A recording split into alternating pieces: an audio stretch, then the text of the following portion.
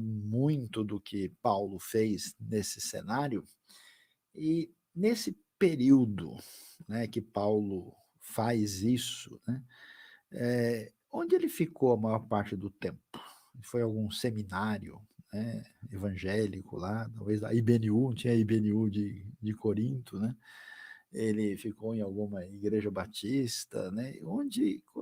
Como é que Paulo, parece que boa parte do tempo ele gastou viajando. E onde mais ele ficou nesse período? Tá fechado o microfone. Sayão, antes de falar do tempo, isso que você falou é impressionante mesmo, porque esse negócio de você ter tudo, né? Você ter tudo para ter sucesso, ser uma pessoa reconhecida, ele era reconhecido em todos esses ambientes, ele era uma pessoa culta, né? E pensar, ele largou tudo para ir fazer missão, né? O que a gente falaria. Largou tudo para não ter casa para morar, para ficar, às vezes, de favor, né? Dependendo, passar por perrengues, apanhar, ficar em prisões, né? É um negócio impressionante, assim. Eu fico pensando no que significa isso. Agora, pensando no tempo, Saião, ele foi depois que ele se converteu, ele vai lá para a região da Arábia, né? A gente vai ver lá em Gálatas, né? Tal, e Damasco. E aí, quando ele vai para a região lá da Cilícia, né? Da Síria, ele fica cerca de 10 anos. Então, eu acredito que foi o lugar que ele, um dos lugares que ele mais ficou, né? Assim, ficou mais tempo em solo. Mas ele passa, por exemplo, 3 anos em Éfeso, né? Você falou de Éfeso aí, é um lugar muito interessante, muito rico, assim, em termos de ruínas que a gente vê hoje, era um lugar muito rico, né? Então, ele vai passando e ficando em cada lugar por um tempo. Agora, Saião, tem algum lugar que ele gostou mais de ficar? Olha, Suzy, na verdade é bem curiosa essa sua pergunta, né? Porque Paulo desafia a gente, né? Você mencionou bem todo esse período de preparo, né? Quando ele amadureceu, entendeu, quer dizer, ele se converte, vai demorar aí, desde o início de tudo até o início das suas missões aí, uns 14 anos, né? Conforme a gente vê. Mas, quando ele passa, né, a fazer o seu ministério, o tempo maior, você mencionou, vai ser em Éfeso, depois em Corinto, onde ele vai ficar por 1 ano e meio, conforme o relato que nós temos lá em Atos 18. E aí eu vou dizer algo um tanto quanto curioso, né? Paulo escreveu muitas cartas, né? Essas cartas, a vasta maioria foi durante esse período do seu ministério registrado em Atos, né? E a carta mais extraordinária em termos do tema que é alegria, que é comemoração, é a carta aos Filipenses. E ali Paulo escreve na prisão. E aí é interessante porque a gente vai ver Paulo preso em várias ocasiões, ele vai mencionar isso, né? A gente, no próprio livro de Atos, a gente lembra que Paulo acaba preso lá em Filipos, né? Até hoje, quem visita Filipos tem um local lá que recorda esse aprisionamento de Paulo. A gente ouve que ele ficou preso em Éfeso, em Cesareia Marítima, nós temos ele 2 anos, e a gente tem as cartas de Efésios, Filipenses, Colossenses, Filemão, todas elas conhecidas como cartas da prisão. E, curiosamente, né, a carta mais alegre é exatamente Filipenses, e ele está preso.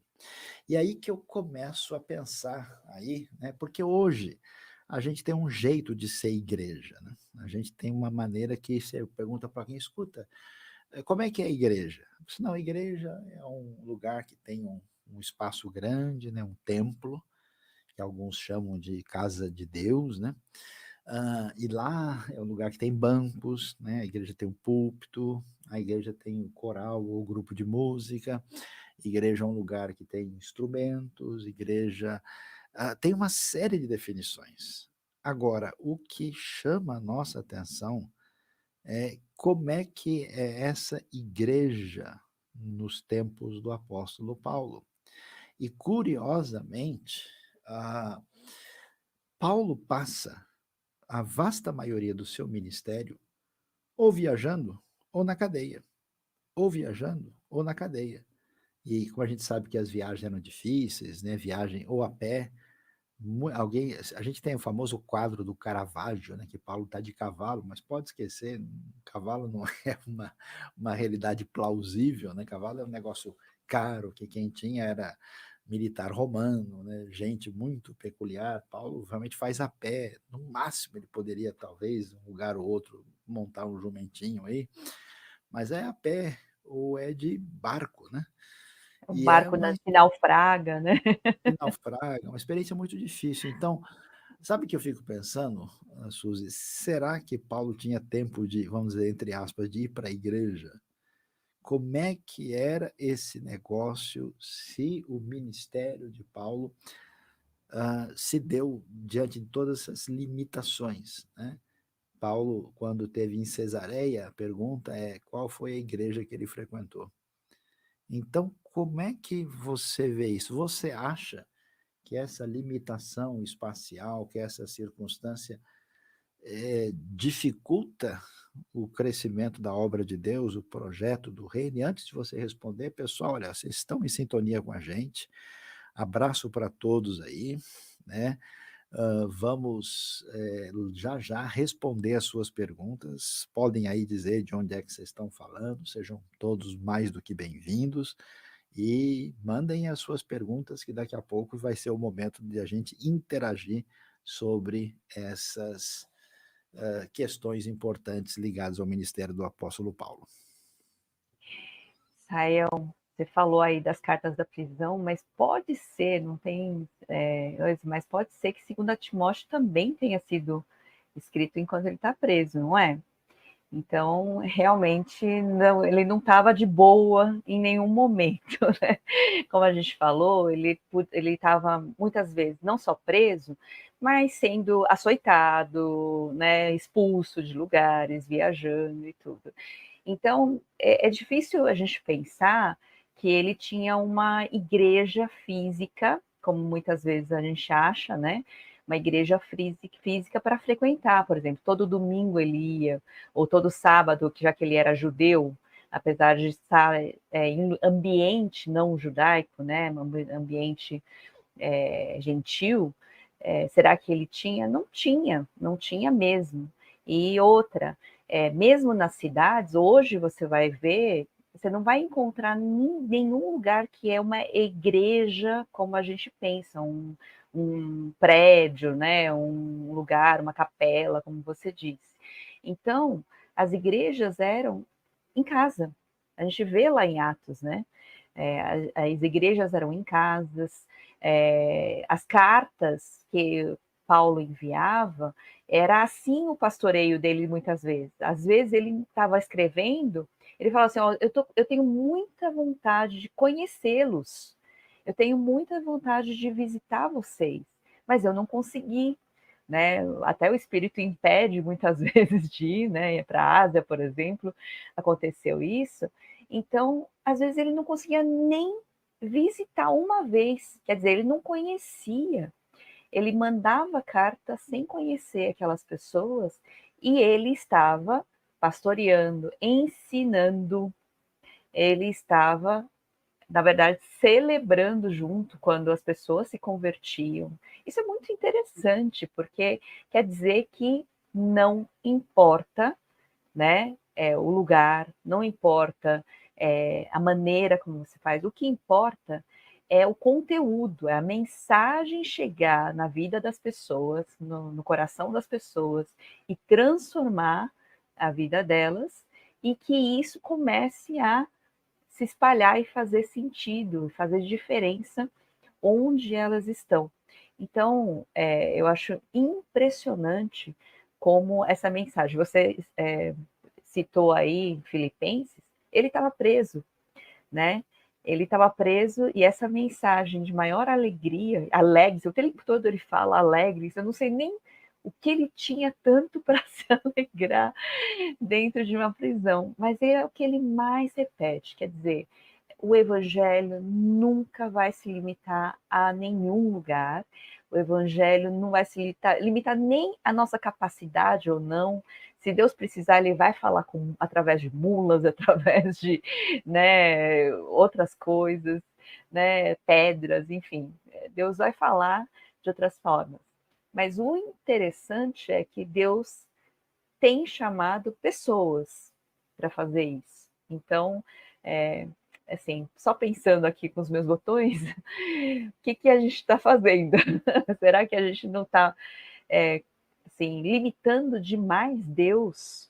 Né? Quando a gente olha para a vida de Paulo, olha para o ministério, olha para a igreja que é formada, a igreja no sentido pleno, né? A igreja de Cristo é formada, o que a gente está fazendo, né? Às vezes a gente limita tudo, limita a ação de Deus, limita Deus e a mensagem também, né?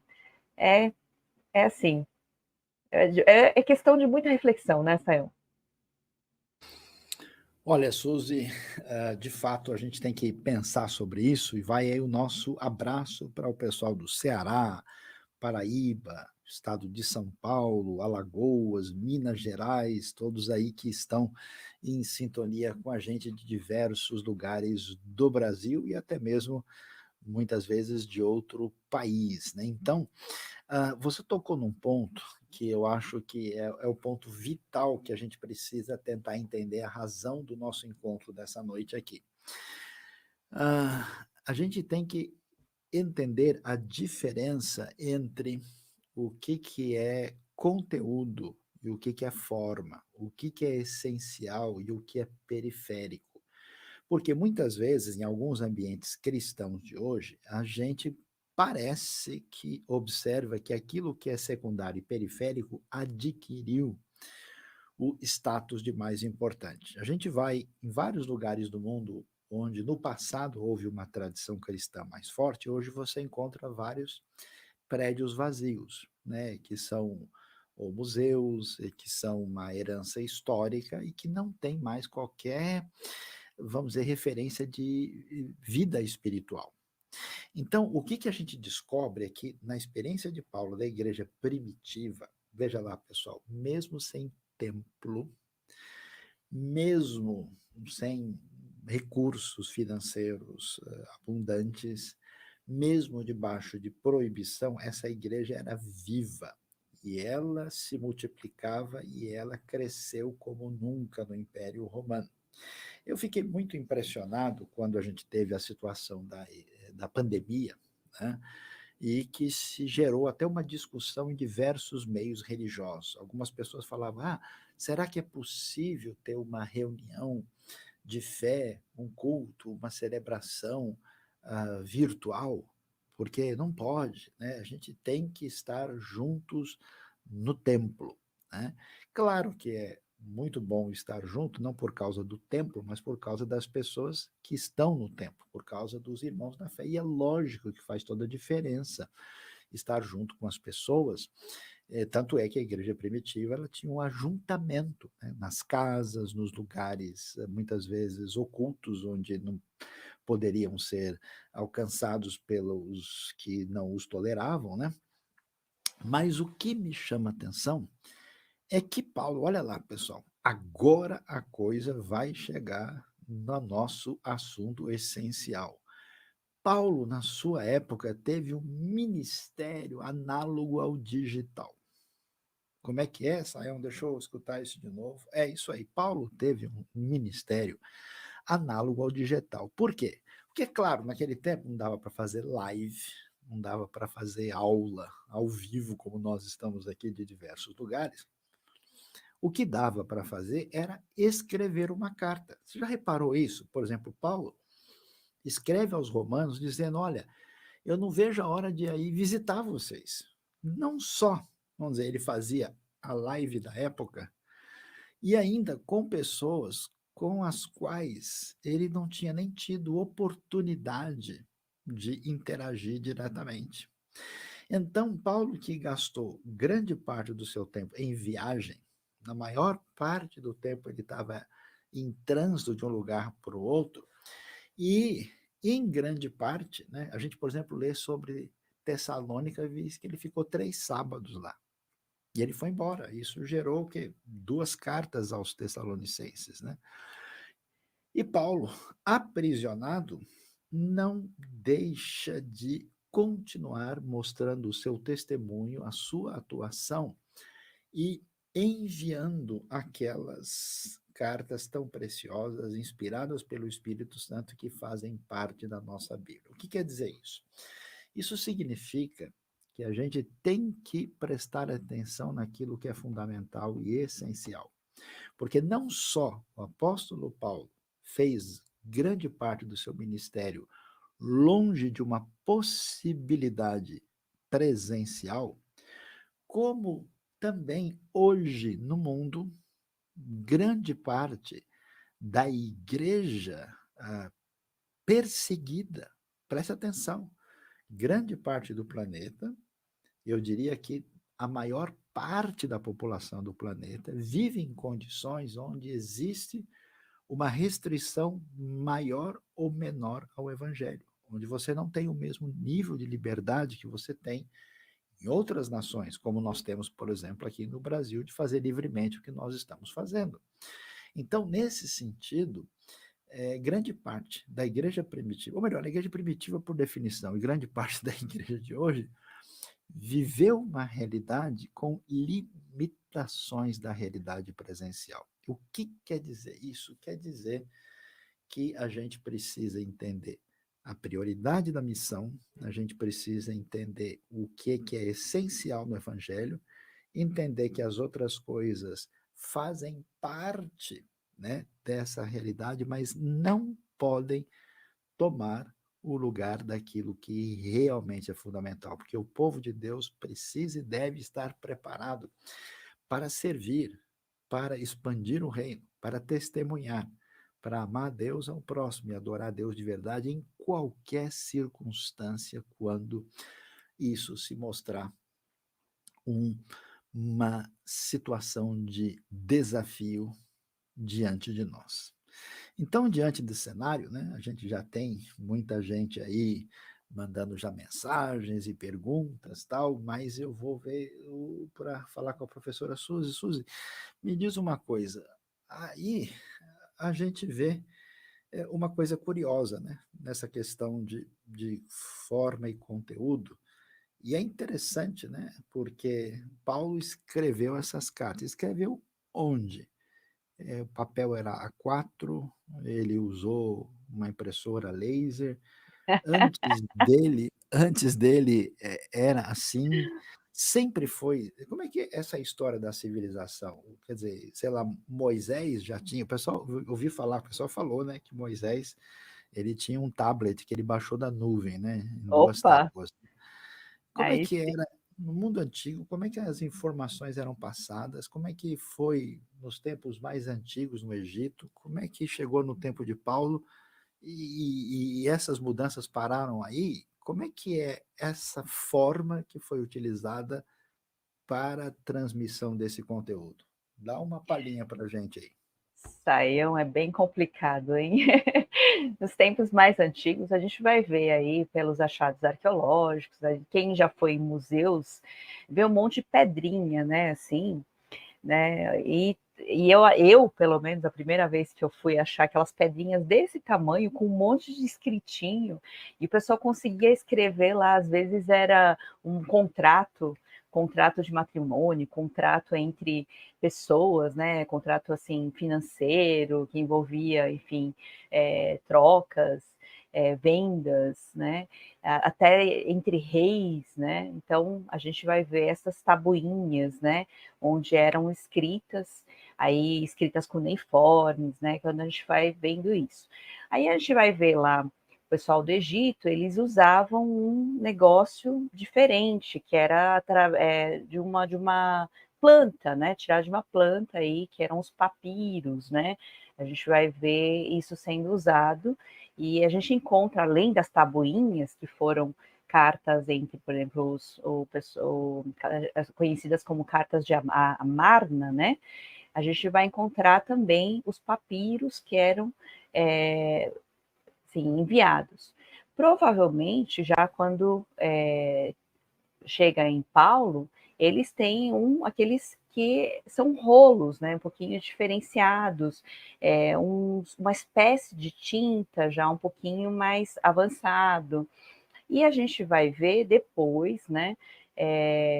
Isso aí a gente vai ver bem recentemente a gráfica, né?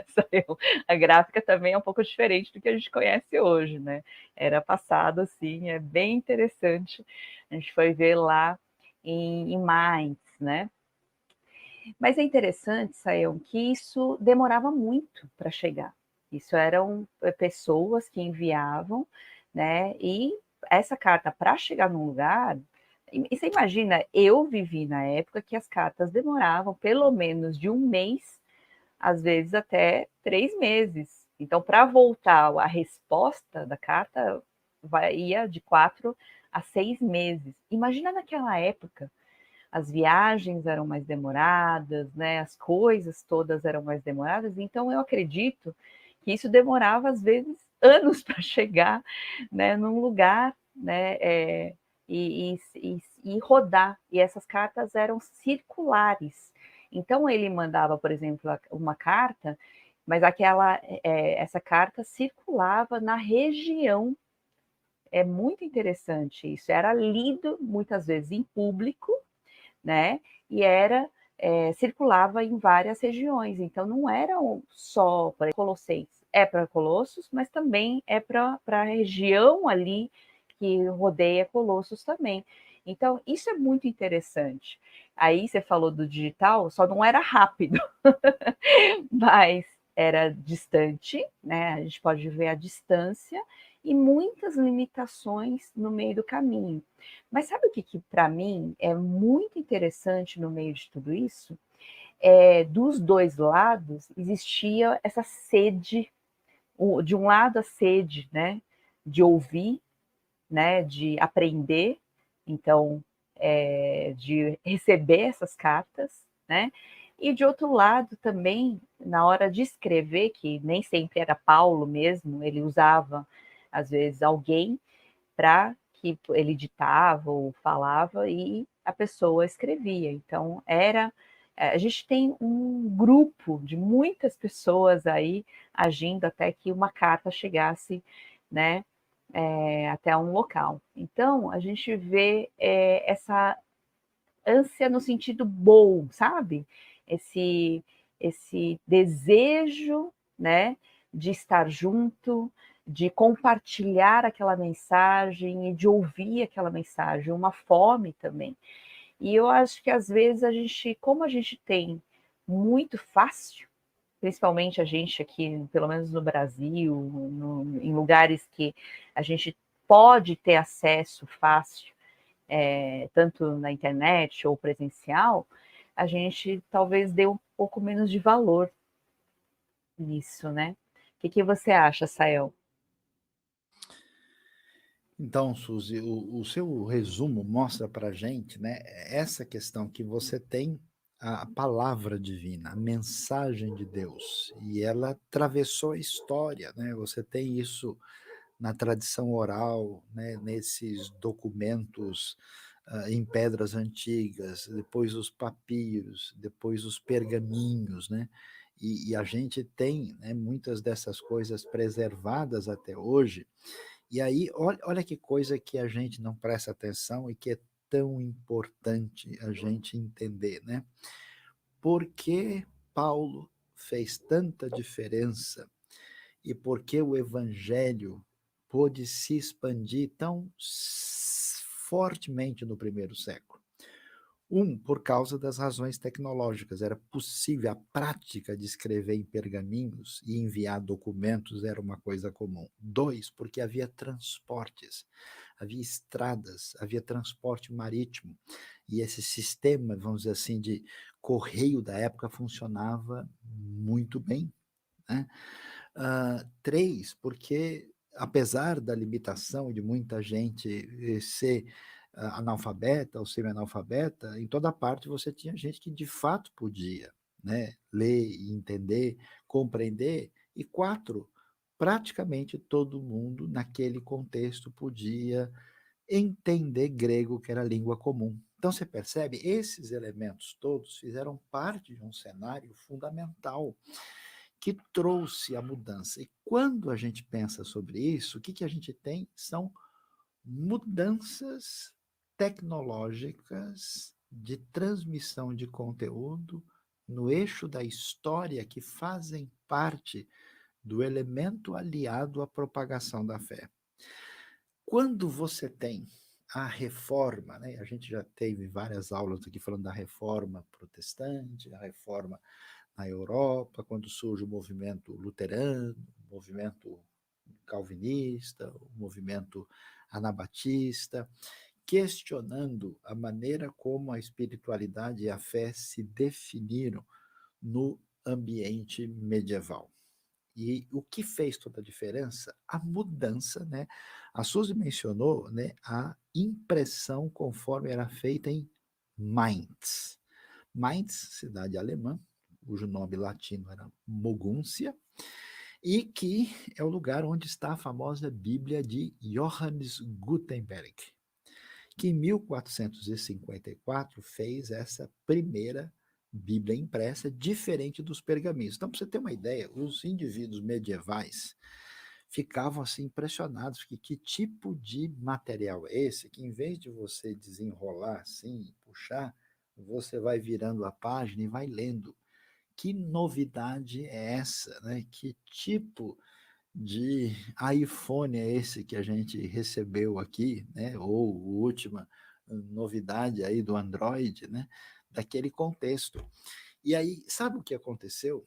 Esses livros não só acabaram multiplicando, porque um papiro era escrito à mão, né?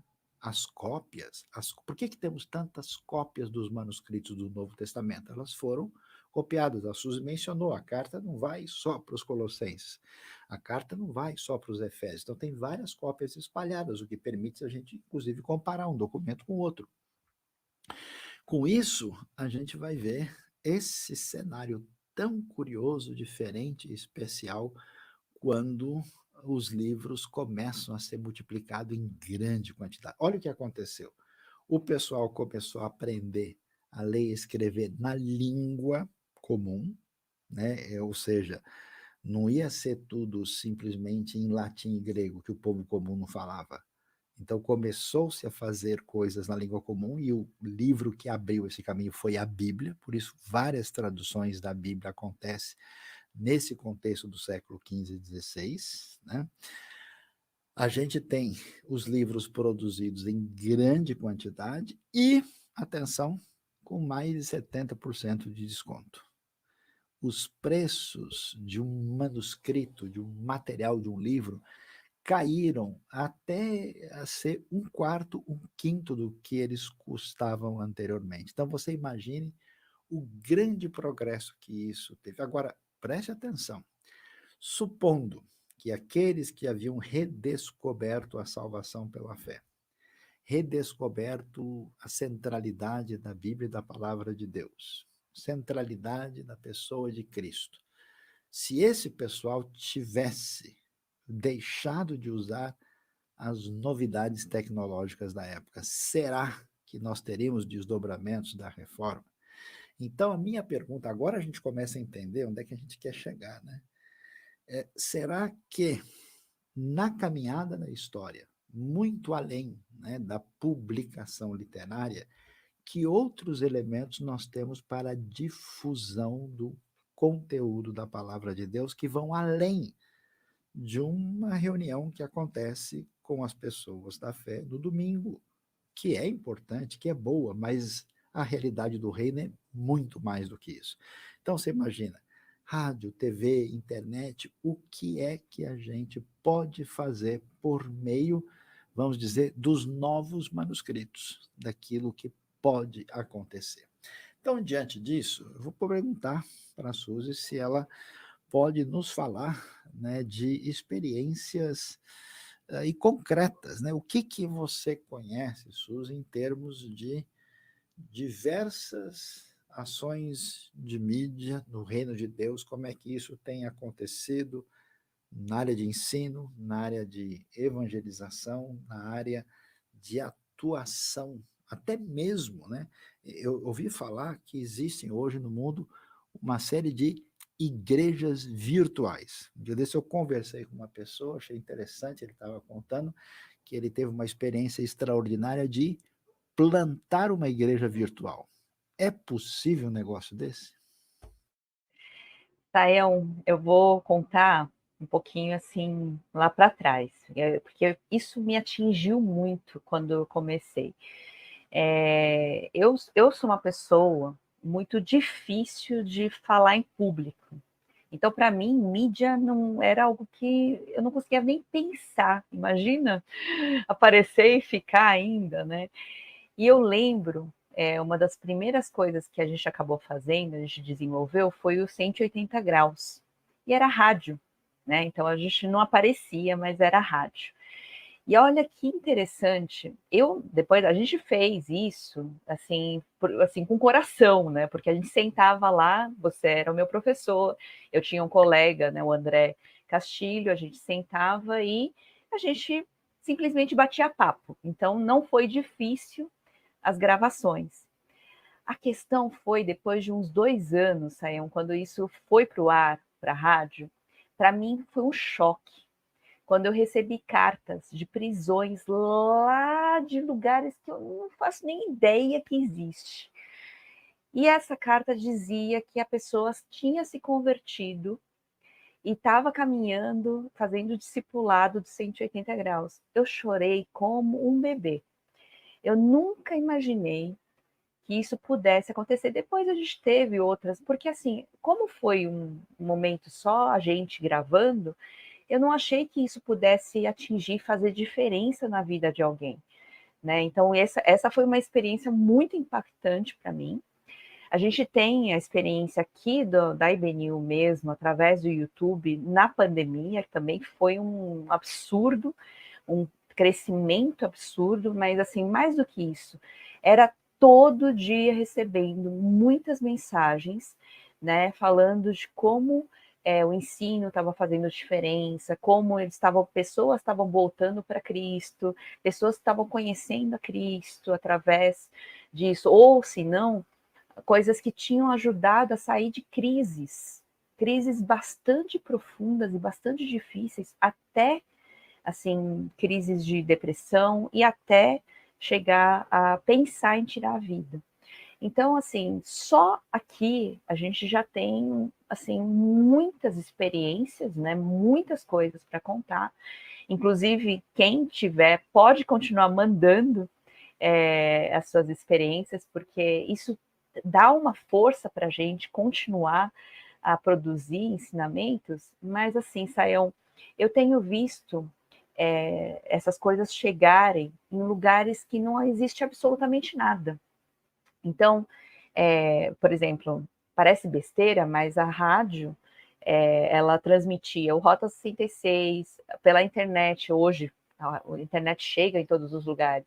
A gente viu, né, Sayão, tribos indígenas que formaram uma igreja ouvindo e assistindo os nossos conteúdos, né? Então, isso também existe. E eu conheço, sim, também igrejas virtuais. O que as pessoas têm feito? Igrejas, inclusive, bem grandes, levantando recursos no mundo inteiro e ajudando outras igrejas no mundo inteiro e produzindo muito conteúdo ligado diretamente à Bíblia. E não tem absolutamente nada. É só internet. É só internet. É impressionante isso. E tem alcançado pessoas, tem feito diferença. Porque há lugares, a gente recebeu muita retorno, feedback de pessoas em lugares assim, às vezes quase que abandonado no meio do nada e que não tinham realmente, não é uma questão de não querer, é que não tinha uma comunidade para ir. outras pessoas que estavam doentes, acamadas, também não tinham como. Então, assim, pessoas chorando, dizendo como eram gratas por isso. Então, assim, eu acredito nisso. Não acho que uma pessoa que pode e ter comunhão, claro, com as pessoas, que tenha, mas eu acredito muito no digital, em como a gente pode alcançar as pessoas e fazer a diferença. Isso tem sido assim muito vivo, muito real, assim como foi na época de Paulo.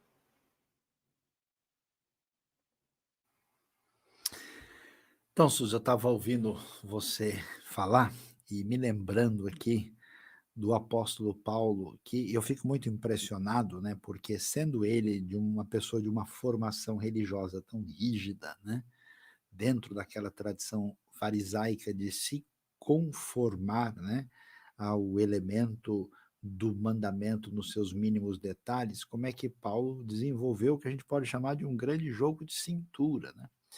De uma capacidade de falar como grego diante dos gregos, como judeu diante dos judeus, saber se comportar como cidadão romano, como quando isso se torna necessário.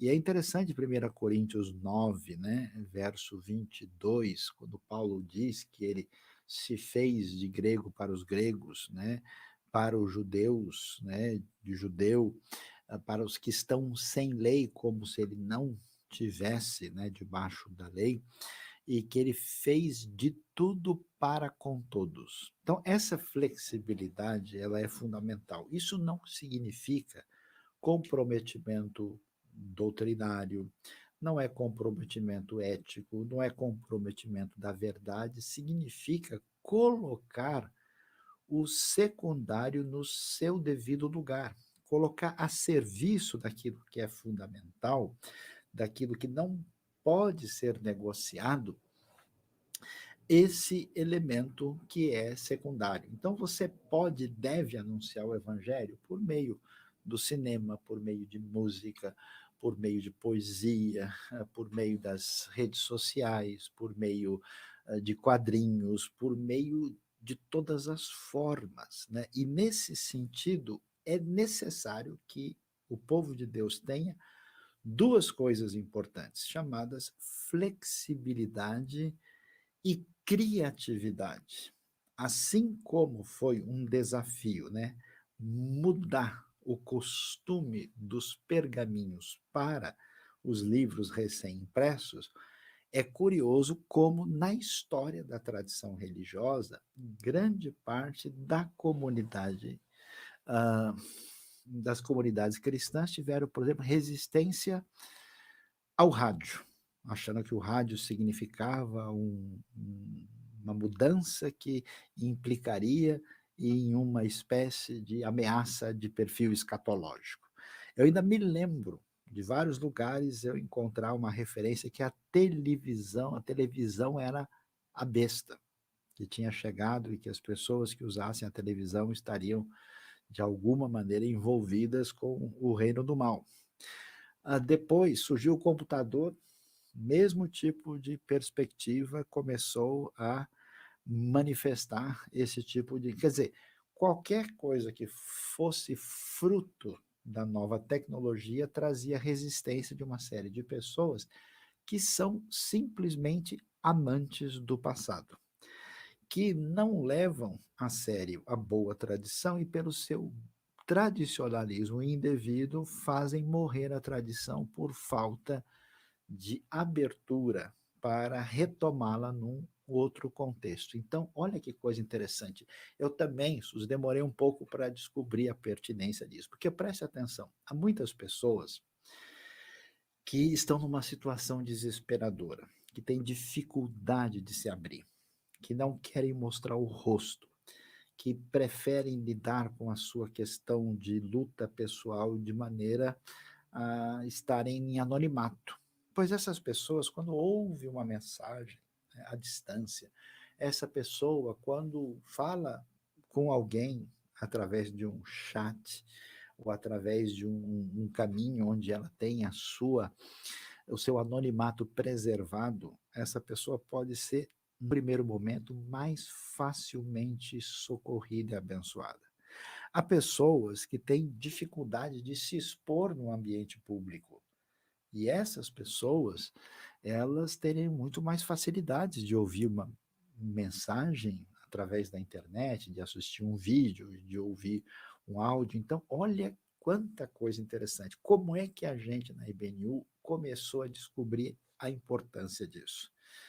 Quando a gente recebeu mensagem de pessoa dizendo, olha, eu estou morando num outro país, numa cidade pequena no interior deste país, e aqui não tem nenhuma igreja de perfil evangélico, e eu não sei como é que eu faço para me conectar espiritualmente. Posso fazer parte da IBNU morando assim? Para nós, a gente falou, nossa, como é que a gente faz? É claro que a gente tem que estabelecer conexão com a pessoa. Depois alguém escreve dizendo, olha, eu estou num país aqui onde não existe permissão e liberdade religiosa, assim, cristã, significativa, e então eu preciso de alguma coisa na internet. Posso fazer a conexão, estar presente com vocês? Outra pessoa diz, olha, eu trabalho no meio do mar, trabalho numa plataforma de petróleo, e eu não tenho como frequentar nenhuma igreja, estou como Paulo aqui, né? Estou preso num lugar que não dá.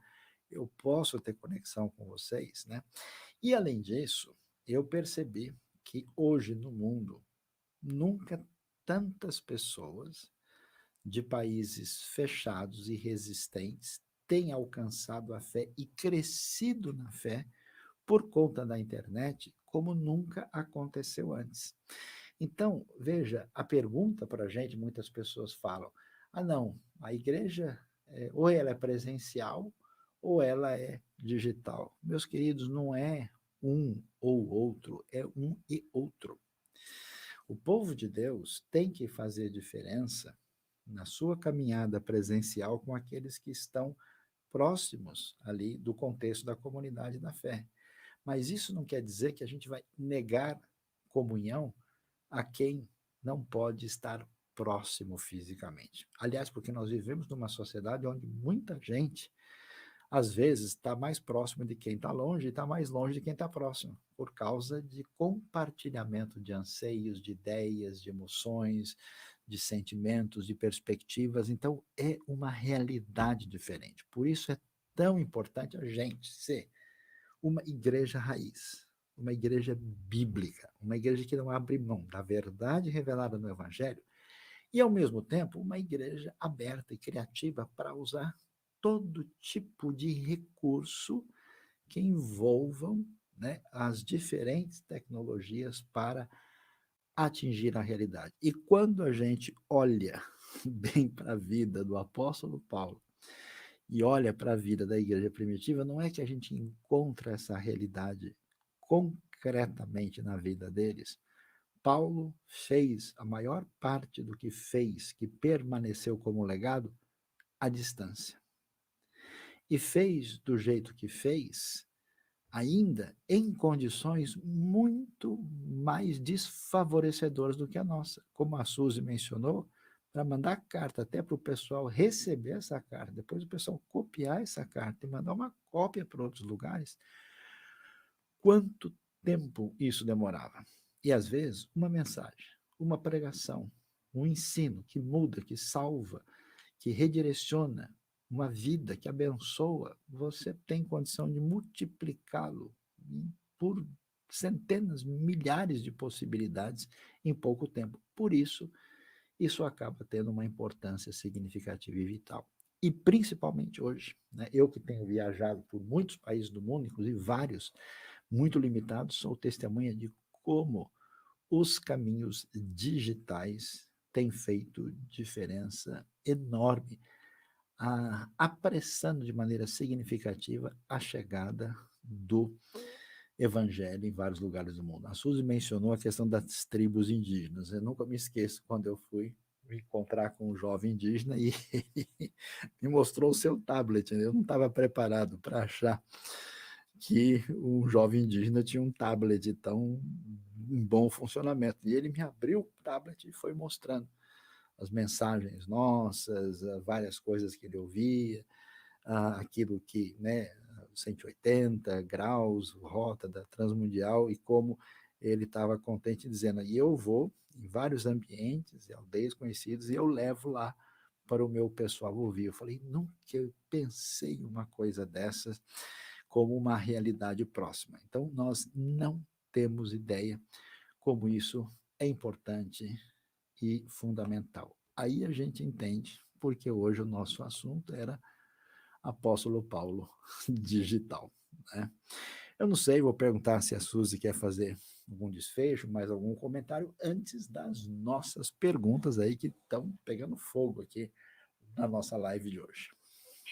Bom, Sayão, só queria uma questão aqui, você falou lá eu me tornei tudo para todos, né?